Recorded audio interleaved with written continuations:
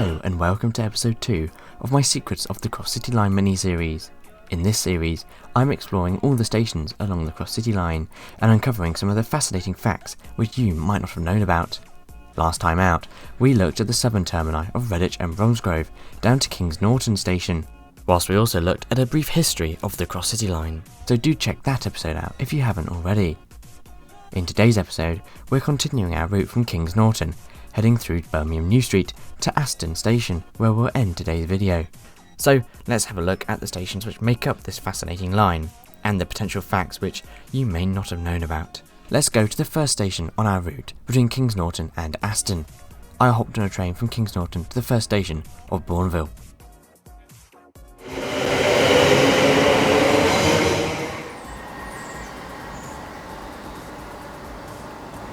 Here at the first station of the day, Bournville. I don't think it needs any introduction really, does it? There are Cadbury logos everywhere. There's a chocolate bar basically named after the area. I think we all know what's over here. Yes, Bournville is the station closest to Cadbury World. Cadbury's is famously a Birmingham brand. They still have their factory over here. In fact, it's literally a 5-10 minute walk away. And Cadbury have sponsored the station and have painted it all Cadbury purple since, I believe, the early 2000s.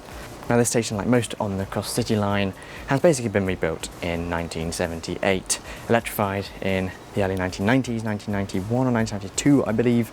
The station, like most on the Cross City, sees 4 trains an hour.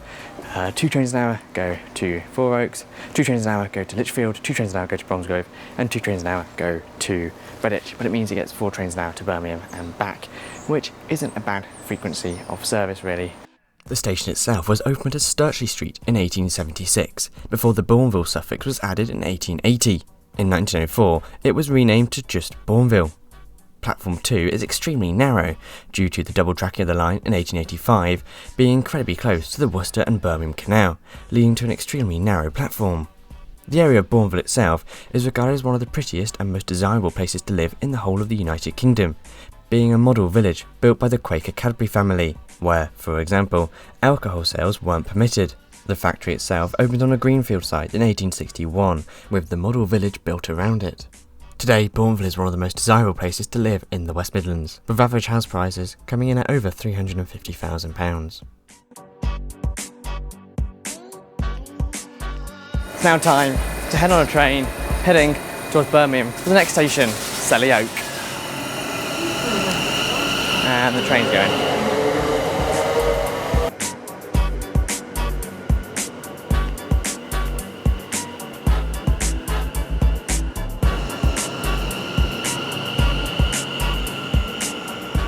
So the next station down the line was Selly Oak, a station which opened in April 1876.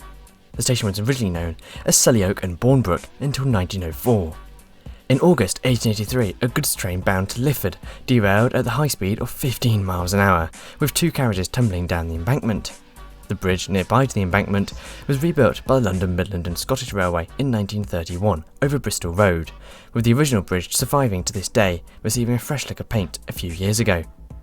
The station, like Bournville, was rebuilt in 1978 and received an £85,000 facelift in 1984, with new parking spaces, new lighting, fencing and CCTV installed, whilst step-free access has also been installed at the station. The station has 93 parking spaces, with the station designated a park and ride facility. In terms of location, Selly Oak lies close to the University of Birmingham and is a popular accommodation site for students in their 2nd and 3rd years, as well as postgrad students. From the station itself, you can easily see the University Hospital, as well as the Joseph Chamberlain Memorial Clock Tower. In terms of near vicinity, the station lies just adjacent to the Selly Oak Shopping Park, which has recently been redeveloped. As I sort of hinted to a minute ago, the university is very close and you can see it from the station. And that brings us on to the next station on the Cross City Line that we're going to. It is, of course, University.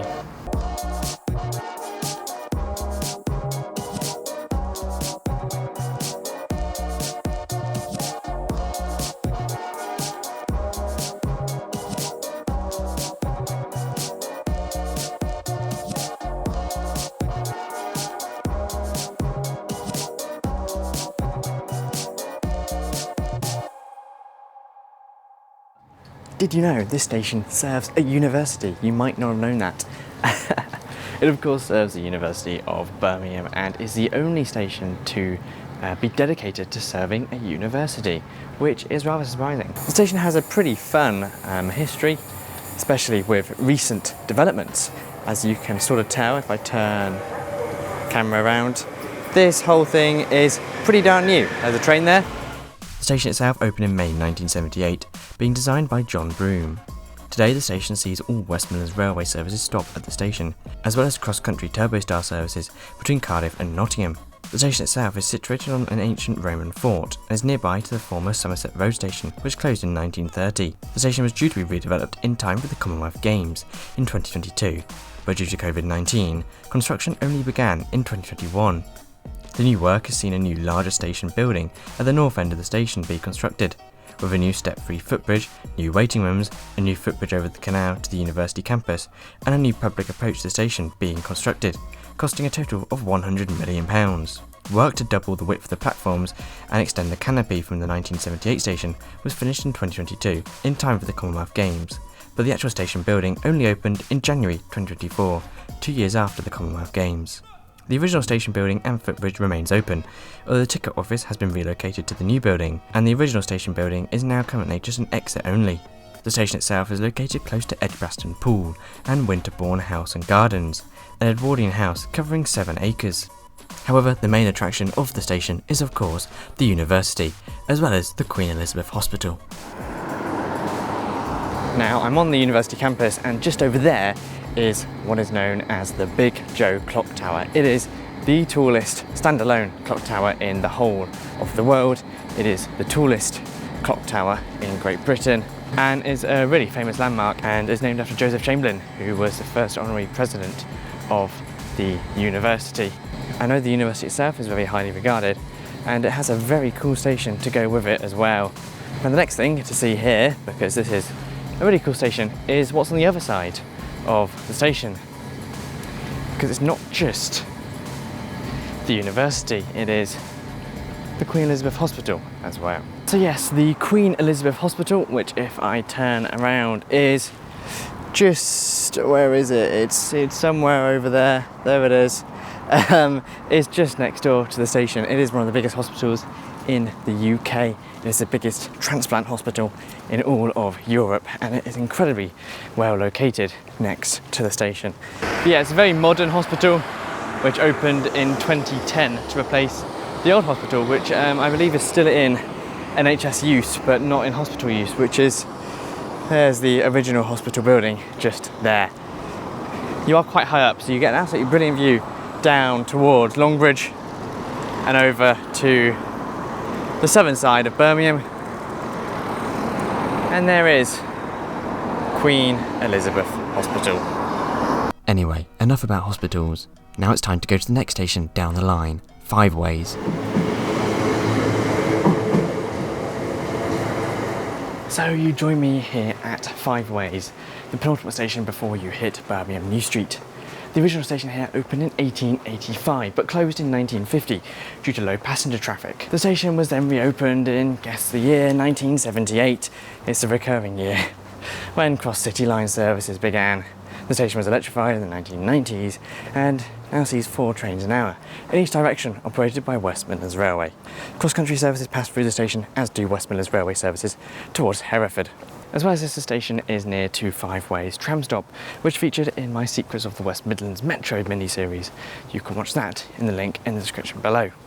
The actual area of Fiveways itself is quite nice, and the actual Fiveways intersection, which is named after the station, is quite away from here actually, and is closer to the tram stop than it is to here at the train station. It's a good 15-minute walk to the tram stop as well. You can clearly see behind me where the original retaining wall stood for the original station, which I believe was on this site.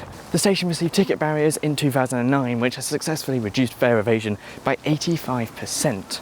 Whilst the station is also the closest stop to Edgbaston Cricket Ground, although the new stations on the Camp Hill line mentioned in part 1 of this cross-city line mini-series will be closer when they eventually open next year in 2026. Now though, it's time to head to Birmingham New Street.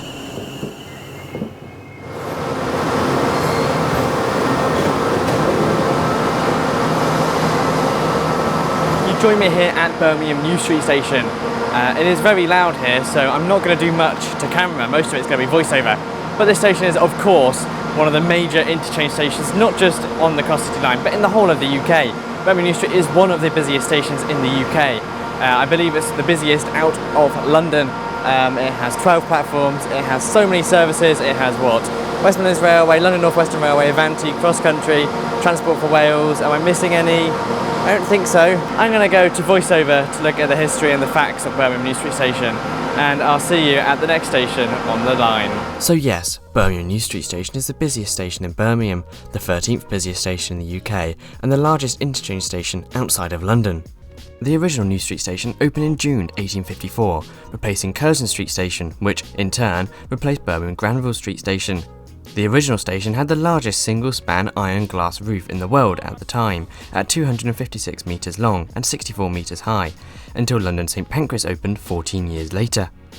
The roof itself was dismantled after World War II due to bomb damage in the Blitz, and the station was rebuilt in 1964.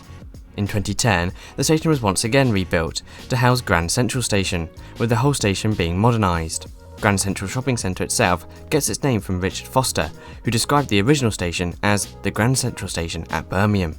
Originally, the station itself is classed as an underground station, following the 1987 King's Cross fire, so it had the same levels of ventilation as an underground station would do, hence the near-deafening ventilation sounds that you heard when I was talking at New Street. Underneath the station lies a secret abandoned tunnel, which was previously used to move post between a Royal Mail sorting office near the mailbox and the station platforms. The tunnel was built in 1970 and was in use until the early 1990s. Special tractors called brutes would ferry mail between platforms and the mail depot to load onto trains. Although the tunnel has since been abandoned, Network Rail does still run some special tours to see the old tunnels. As for connections, a West Midlands Metro stop opened nearby to the station in 2016. As for the future of rail travel in Birmingham, it will become even busier in the future when the HS2 station opens at Birmingham Curzon Street in the mid-2030s. But now it's time to go to the next station on the line, Duddeston. Made it to Duddeston station. Shout out to Mo, who's a security guard here, what a legend. But here at Duddeston station, not much happens here really, not all the services cool here either. Actually, quite a few of the Cross City line services, I believe it's the ones to Lichfield Trent Valley, they skip through this station. Now Duddeston does have some quite interesting facts about it, especially the fact that it wasn't originally known as Duddeston. When it was first opened in 1837, it was known as Vauxhall because the area here is called Vauxhall, and it was the original terminus of the Grand Junction Railway from Warrington until Curzon Street opened 2 years later. The station was subsequently closed to passengers when Birmingham Curzon Street opened until 1869, when it was reopened by the London and North Western Railway, who closed a nearby station known as Bloomsbury and Nayshells. Vauxhall Station reopened with the name Vauxhall and Duddeston.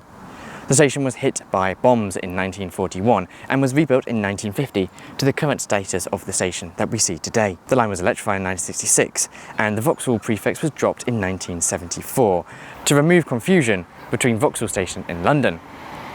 There's a train behind me.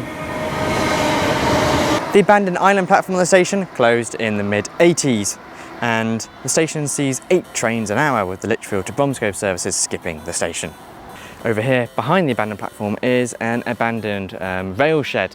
There's like a line of like 5, 6, 7, 8 rail workhouses. Just beyond Duddeston is the 150 metre long Curzon No. 2 viaduct, which will eventually form part of the approach to Birmingham's new Curzon Street station as part of HS2.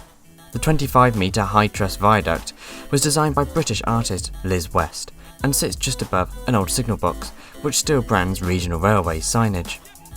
Do also make sure you check out the cool station art on the platforms.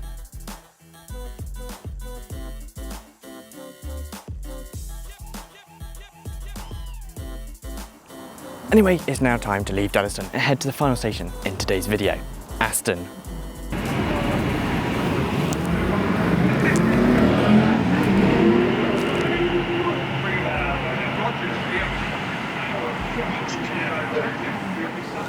So yes, made it to the final station in today's video, Aston, which is one of the major junction stations on the line. It's a junction off towards Walsall, straight on over there, and then the junction towards the rest of the Cross City line towards Lichfield to the right, as you can see, as this Class 730 is very nicely demonstrating for us. It's going to veer off to the right in a sec and continue on its journey to Lichfield. But yeah, picked a pretty bad day to do it. Aston Villa just played at home to Newcastle, opening game of the season, so it was pretty busy. So I've left off doing Aston for a while until the football's died down. Anyway, yes, Aston. The station is of course known for Aston Villa Football Club. Not the closest station. Whitton Station is the closest, which is actually just past Aston on the Walsall to Wolverhampton line. But the station itself is a pretty basic affair. 2 platforms, step-free access. Well, they get quite a lot of services. So yes, the station is a junction between the Chase line and the Cross City line. Opened in 1854 by the London and North Western Railway, becoming a junction station in 1862 when the line to Sutton Coldfield opened. Behind me there, the line actually also junctions off, so it's a 4-way junction basically. The line goes towards Stetchford and through to Coventry, where you can go down to Euston. That line is only used by freight or passenger diversion, so sometimes Event West Coast will divert through this station along the line to Stetchford and then on to Coventry and towards Euston that way. That line to Stetchford has actually recently been closed for a bit whilst they've been replacing a bridge due to HS2 works. Aston Station was electrified earlier than most of the stations on the Cross City line, being electrified in 1966 when the line to Walsall was electrified. It's nearby to Aston Lake and is also close to Aston Hall, a Jacobean house built in 1635. Now, as you can see, my train behind me is going to take me to the next station on the Cross City line, but for now, this video ends here. Thanks for watching this second part of Secrets of the Cross City Line. In the third part, we'll start off here at Aston and continue all the way up to Lichfield Trent Valley. Thanks for watching. See you next time. Goodbye. And of course, a special thanks to all my YouTube and Patreon members, including First Class members Aaron Barry and Crispin McKee, Business Zone members Andrew Bowen, Anthony Harris, Anthony James Moore, ARK, Connor Grieg, Clive's Travel and Trains, Craig Mitchell 43, Dave CDF, Gordon Walker, J Teco, JBNEL, Lewis C21, NJTE, Real, Scott Wheeler, That Transport Girl, Train Life GB, and Will Ho, as well as all my standard premium and standard class members. Your support really helps, so thank you so much. You can get your name on this list from as little as £2.99 a month, and join the channel from as little as 99p a month. Not only do you help support my channel and my work, but you also get exclusive perks, such as access to videos early and exclusive members only videos. So do consider joining if you like my videos. I really appreciate it, so thank you. Once again, thanks for watching. Do check out my Blue Sky, Twitter and Discord server in the links in the description below. Goodbye. Oh, I've just got a fly in my eye. Ow.